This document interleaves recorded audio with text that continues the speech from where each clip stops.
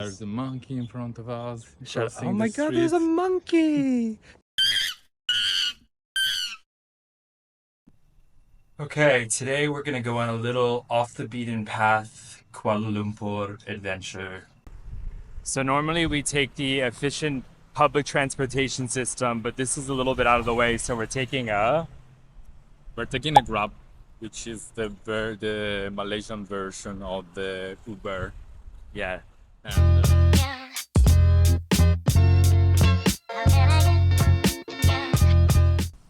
we're just arrived in the Chow Kit Market. Yes, it's a wet market. It's one of the biggest in KL. Yeah, I think it's wet and dry. Yeah. Famous the wet part. Yes. There And are fresh products. there's also some street stands to get some food apparently. But I think it's gonna be closing soon. It closes at 2, so you gotta get here in the morning.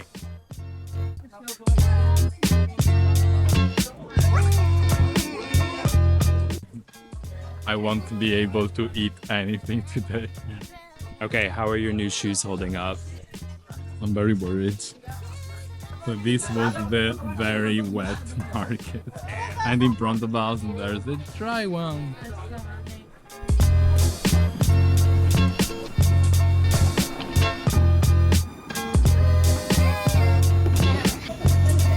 Okay, I must say that I prefer the dry market. The wet market is too homicidal for me. Homicidal, that's strong. Too many dead things. Yes, that's true. That's Or, true. You're right. Future dead things. Yeah. There. You realize like what you actually eat and how it's actually processed before you eat it. Yeah. I'm not used to see fish and meat in that form. That state, yeah. In that state. Have you ever seen as many flags of a country in a market? Have you noticed? There's a lot of Malaysian pride here. Okay, so we're at a little stand. There's quite a few of these, and basically they just have like a massive spread of different dishes, including some of the fish's siblings we saw earlier at the wet market. And we just ordered some nasi goreng, which is really, you can find it all over Indonesia and Malaysia, and it's our favorite. Yeah, the nasi goreng is the national dish, and we are having it every day. And I think it's common here for breakfast too. This is the wonderful woman that made our nasi goreng. Delicious. Very good. Okay, now we're in the clothing section. If you need a scarf or a hijab, this is the place to be. Chow Kit is the name of this famous businessman, I think in the 19th century. Made a big business from tin. So they have a lot of tin. Malaysia is really famous for getting out the tin from the territory. They have a lot of it.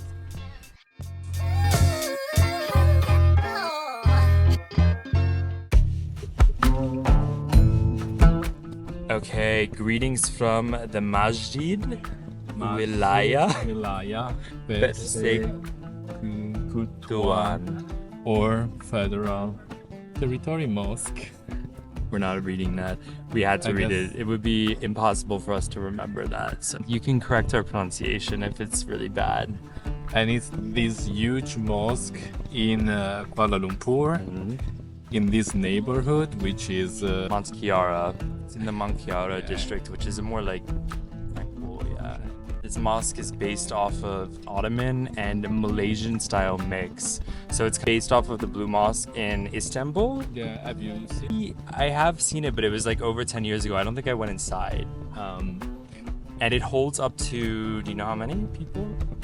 17,000. Yes. So it's a bit bigger than the mosque, the pink mosque that we saw in Putrajaya. Yeah. We'll put a link. Which I think we thought was the biggest mosque. Yeah. Turns out it's not. We're correcting ourselves. Yeah. And this is going to be one of the first mosques that we go into, because normally we're dressed like this as we are now, but they give away some robes, which is nice. And we have extra clothes just in case. We were prepared today. Amazing. And we can see some of the 22 domes, Turkish domes. They're made of turquoise.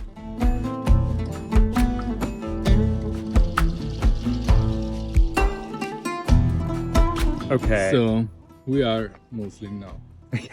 This was an indoctrination.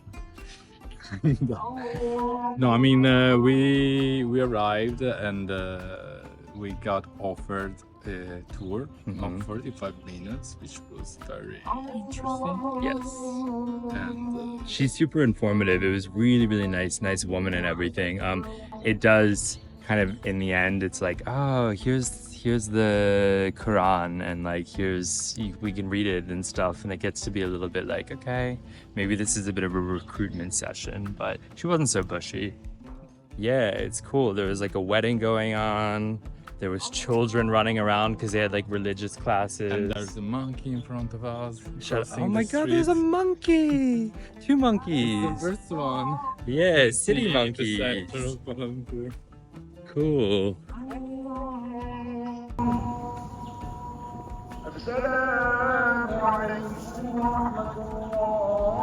Seeing This is insane. monkeys.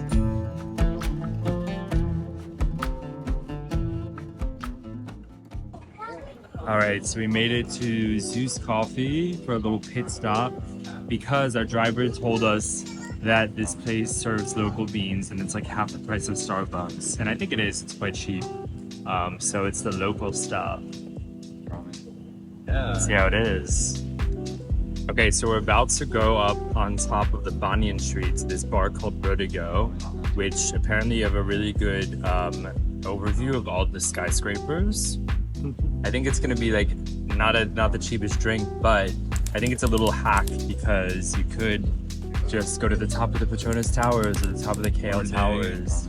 Yeah, no, we opted for this one, so we have the view of the other skyscrapers. Yeah. We would have preferred going to the PNB 108, no, 118. The tallest, second tallest building in the world. But yeah, apparently it was supposed to open in the last quarter of this year, but I think it's not accessible for tourists, for visitors yet. So anyway, today's been a random day, as you can see.